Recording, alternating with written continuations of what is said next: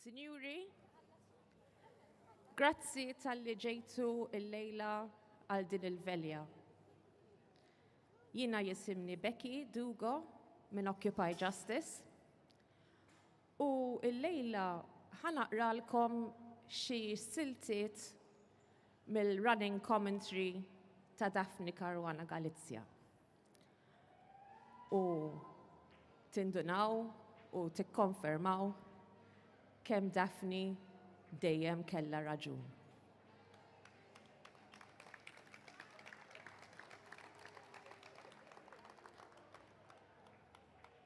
Malta tana l-koll update. Angelo Farrugia is Speaker of the House. Published March 26, 2013 at 11:17 a.m.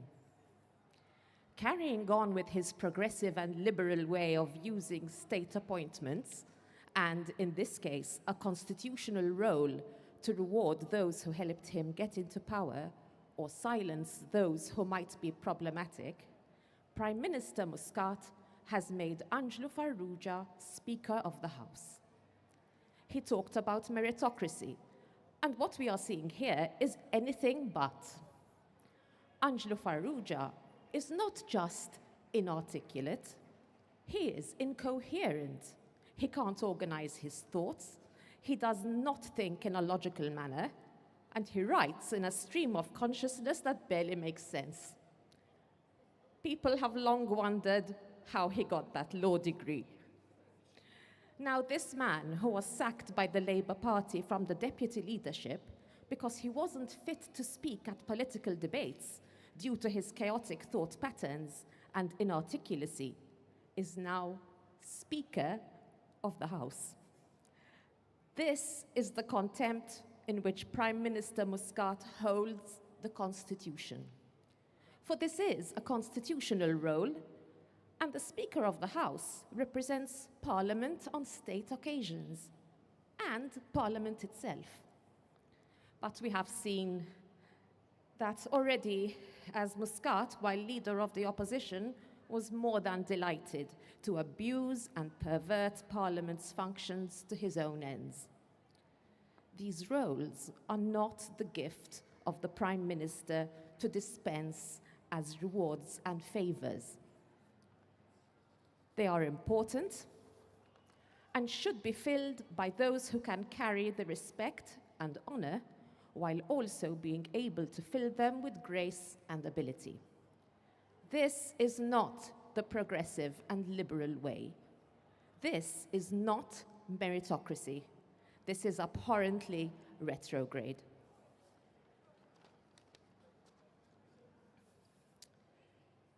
The second extract is called From My Column in the Malta Independent This Morning, published May 16, 2013 at 11:44 a.m. The self-policing mechanism across all areas of life and work in Malta has never ceased to enthrall me in a bad way. The truly bright are systematically eliminated by consensus, leaving an average pool of mediocrity in which Mr. and Mrs. Average are able to hum along comfortably, thinking they are the best, while never being challenged. Real merit, when it appears, is conspired against until it is removed from the equation, and then everybody settles down comfortably again. This is why Malta, despite its myriad successes, has never managed quite to soar. Such a waste, really.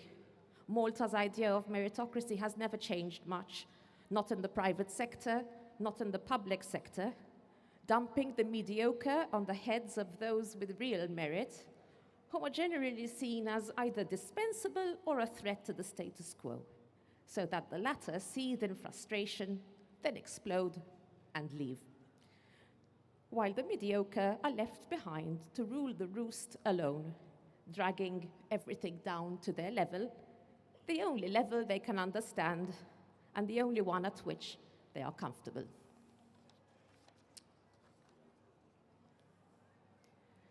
The third extract is called Queen's Mary, Green Mary's, and now Bath University, published March 21st, 2015 at 1:49 a.m. Clint Camilleri, the Labour mayor of Ala and failed Labour European Parliament candidate, said on Sharabank tonight that Bath University will be investing 200 million euros in Gozo. This website revealed yesterday that the money for the refurbishment of Gozo General Hospital and the building of a new wing there will come from Oxley Capital Group of Singapore. And the sum to be spent there is not 200 million euros. That figure covers the refurbishment of St. Luke's Hospital too. But I have not yet been able to ascertain whether Oxley Capital Group is doing that as well, because 30 hours later, the Prime Minister's Chief of Communications, Kurt Farrugia, still has not answered the message I sent him, which says, Kurt, I'm told that investment in Gozo Hospital will be made by Oxley Capital Group of Singapore. Is this correct, Daphne? If my information were not correct, he would have replied immediately. He hasn't replied because he's not allowed to say yes, given that the government is planning on issuing a call for expressions of interest next week, even though, just as with the power station, they have struck a deal already. And my final piece is called Robert Abela is utterly shameless and disgraceful, published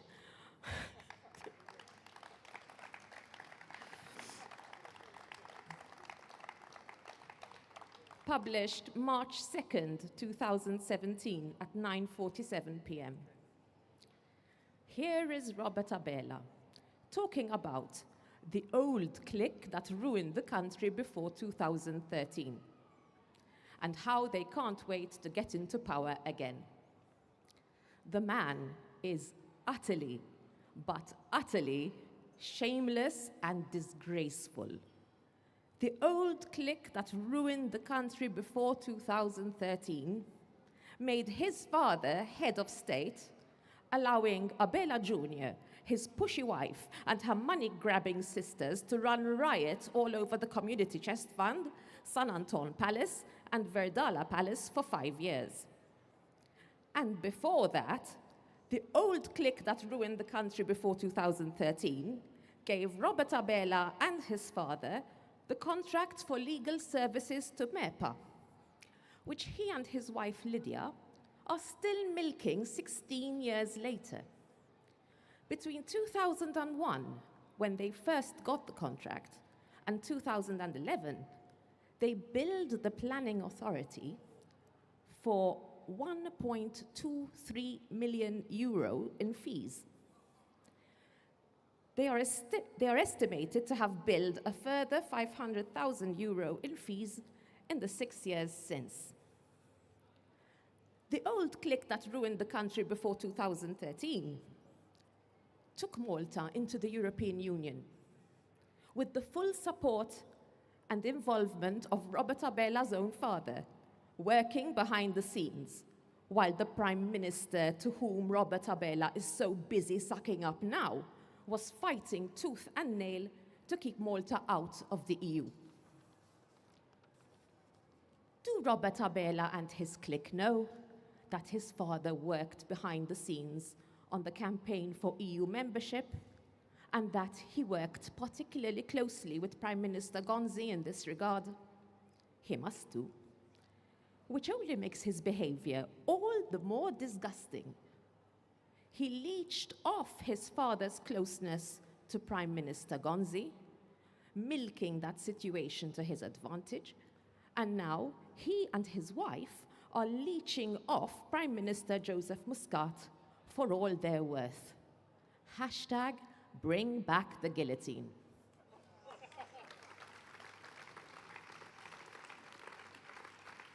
That's our Daphne. Spot on, always.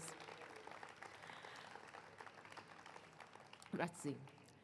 Issa nixtieq nintroduċi lill-kellima Dr. Professor Vigil Cremona, President tar Repubblika.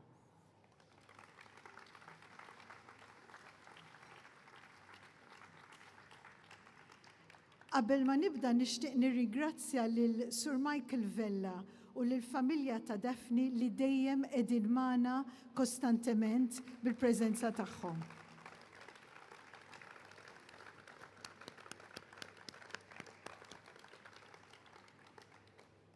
Mela, l-ewwel nett il-Prim Ministru Roberta Bela jaħasra għadu ma femx ir-rwol tas-soċjetà ċivili.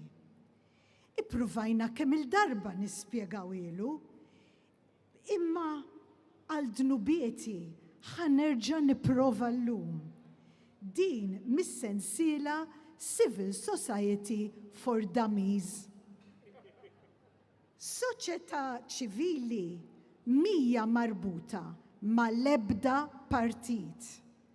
Meta partit ma jibqax fil-gvern, is-soċjetà ċivili hemm tibqa' għax ir-rwol tagħha huwa li tissorvelja l-aġir tal-gvern tal-ġurnata irrispettivament min hemm fil-gvern.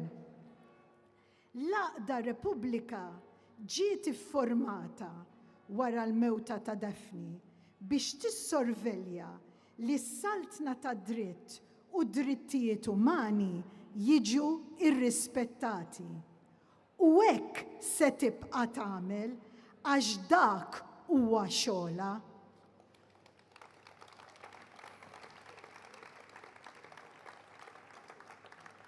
U li tibqa' tiddenunzja dak kollu li jmur kontra l-prinċipji ta' governanza tajba u ta' accountability quddiem il-liġi. Li tibqa' tiddenunzja liġijiet qarrieqa li suppost qegħdin jipproteġu ċ-ċittadin kontra l-korruzzjoni. Iżda fid-dettalji żgħar ikunu qegħdin jagħmlu l-oppost bħal liġi tal-whistleblowers. Jiġifieri, Prim Ministru, aqta' jiesek li sa nisparixxu, aħna hawn qegħdin u hawn se nibqgħu.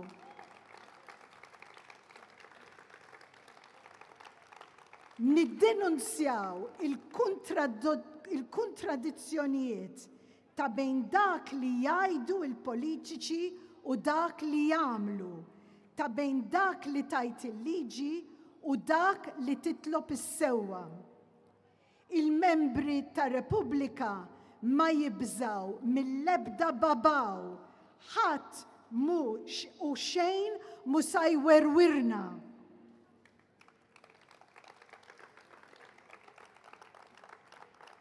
Il-kontradizzjonijiet fost dawk li qegħdin fil-poter huma tant kbar li kważi iqabduk id-daħq kieku ma kinux daqshekk tal-biki.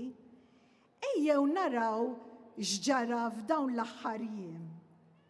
Ħanibda bil-Ministru Clayton Bartolo li għall-grazzja li ħagrazzja mal-assistenta personali u żewwiġha.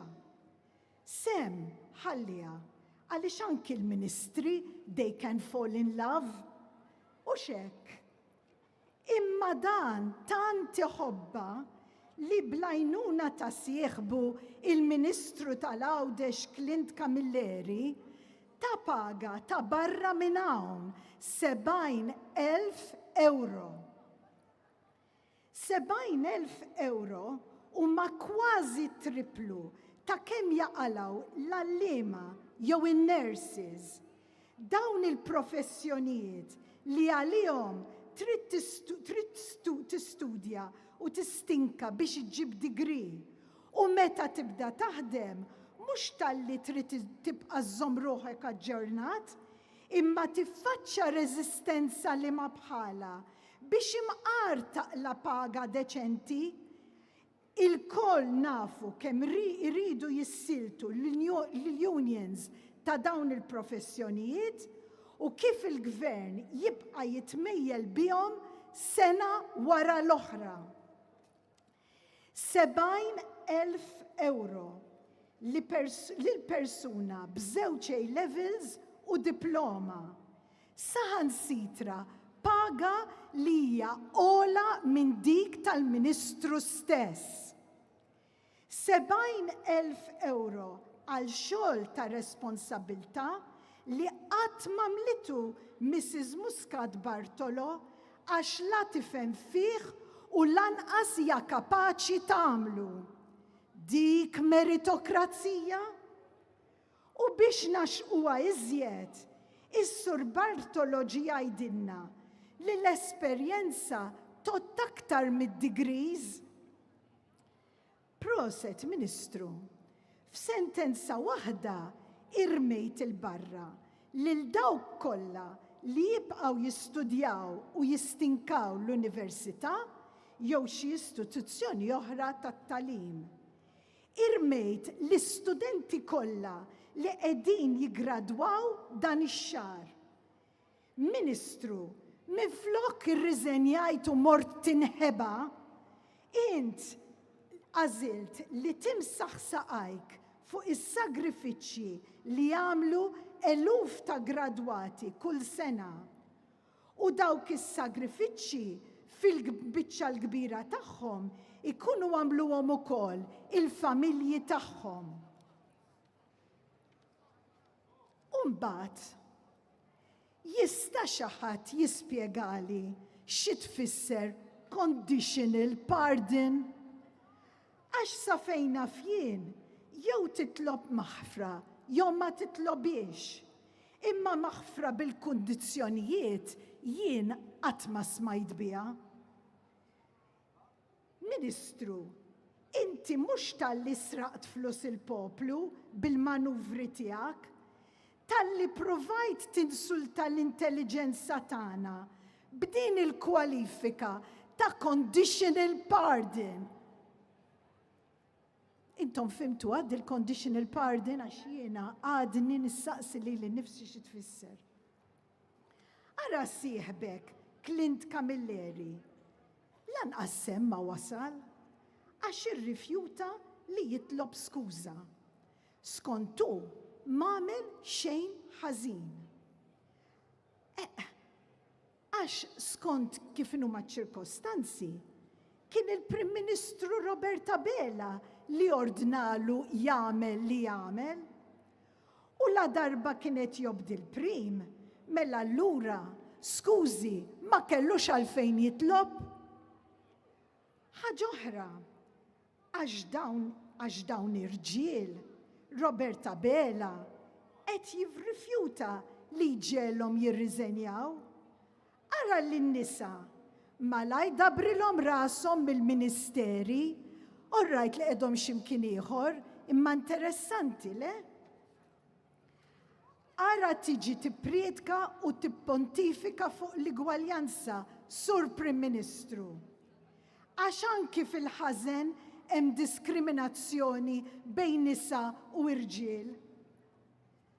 Però l-akbar kontradizzjoni hija fil-fatt li waqt li Clayton Bartolo qed isostni li fid-dinja tax-xogħol m'għandekx bżonn diplomi u degrees u li l-esperjenza hija biżżejjed, l-avukati ta' sieħbu l-ex-kap tiegħu Joseph Muscat qegħdin jagħmlu battalja sħiħa biex jgħidu li waħda mill-esperti appuntati mill-qorti ma toċ għax l-esperjenza mhijiex biżżejjed.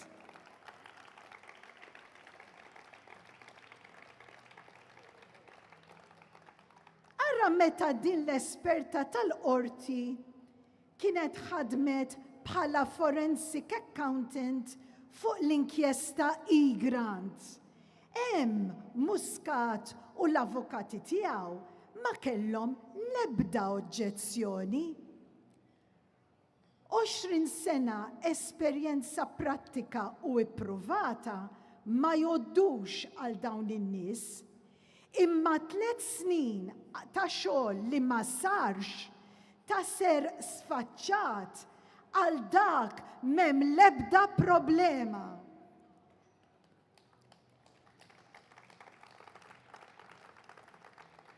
Ara, ma dal-gvern aħjar milli tmur tqer, għax almenu il-patri itik xi forma tal-penitenza, daw teħlisa b'xejn.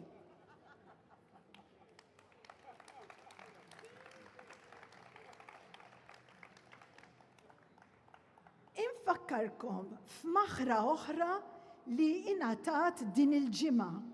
Ishom qegħdin jitqasmu bla doċċ il-maħfriet.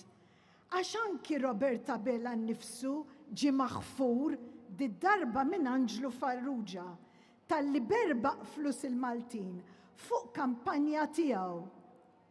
Imma għall-landa ta' tonta żejt nibatu n-nies il-ħabs. Dawn mhumiex biss kontraduzzjonijiet li għandna, dawn oxxenitajiet. Dawn eżempju ċar xi tfisser korruzzjoni.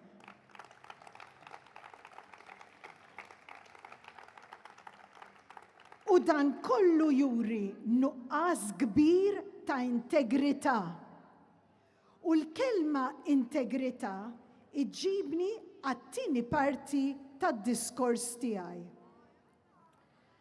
Għalina ta' Repubblika, il-kelma integrità hija tant importanti li ħriġna dokument jissejjaħ niddefendu l-integrità, strateġija u manifest kontra il-korruzzjoni. Dan id-dokument ta' 60 paġna issibuh online. Fih tkellimna fuq il-wedid kollha li l-politiċi tagħna fil-gvern ħallew fuq l-iskaffa. U fih hemm 10 punti li f'dan il-kuntest ta' gideb, ħażen u għas-soluzzjonijiet ta' ingann huma importanti li jiġu mfakra jekk tassew irridu Malta li tkun tagħna l-koll u li mhux tal-klikka tal-bażużli korrotti.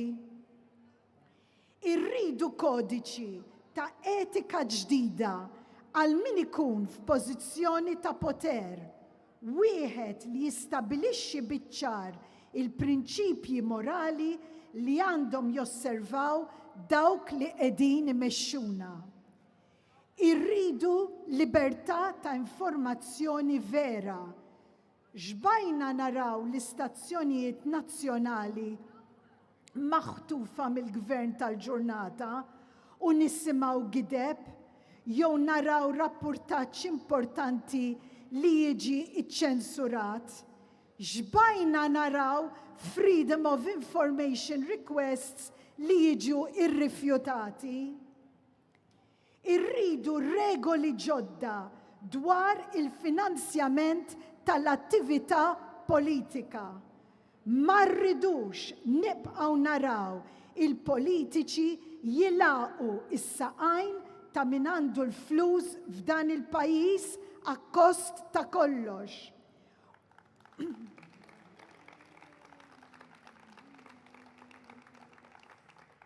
Għax huma dawn li għandhom il-flus minn wara l-kwinti li jinfluwenzaw il-politika ta' Malta u li ġabuha f'din il-ħerba. Il-politika ta' pjaċiri u tal-qadi ta' min ifittex l-interessi tiegħu biss, din trid tieqaf. Irridu naraw li l-infiq ta' flus il-poplu għal kampanji personali irrid jieqaf ukoll. Irridu li tingħata s-seta lill-istituzzjonijiet biex jiġġieldu il-korruzzjoni.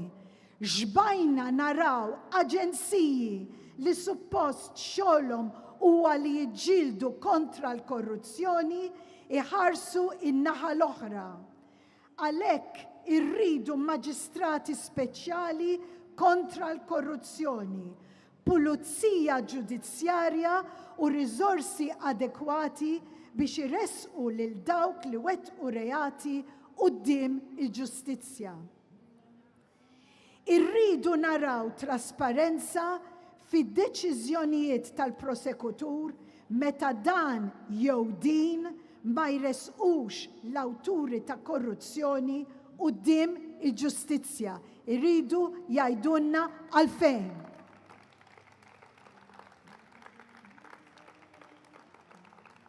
Xbajna naraw każijiet ta' persuni maqbudin f'korruzzjoni fejn l-ebda pass ma jittieħed kontrihom.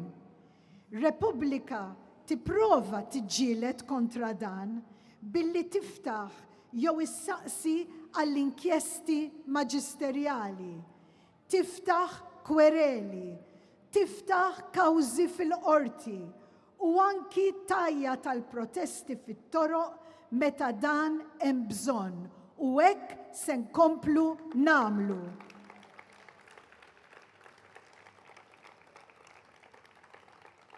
Ma ninsewx li huwa biss b'dan ix-xogħol li nfetħet il-kawża tal-Vitals. Ma ninsewx li huwa biss b'dan ix-xogħol li ġew indagati każi oħra ta' korruzzjoni. Huwa biss b'dan ix-xogħol li llum hemm politiċi li qegħdin jippruvaw l-innoċenza tagħhom quddiem il-qorti. Dan huwa frott tax-xogħol tagħna u dan ix-xogħol m'għandna l-ebda intenzjoni nerġa' ngħidha li nwaqfuh.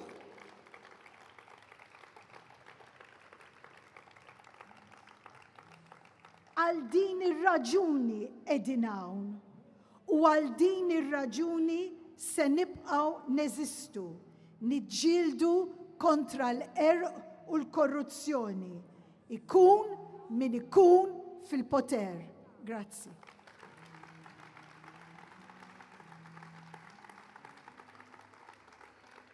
Grazzi ħafna, issa se nkantaw l-innu Malti.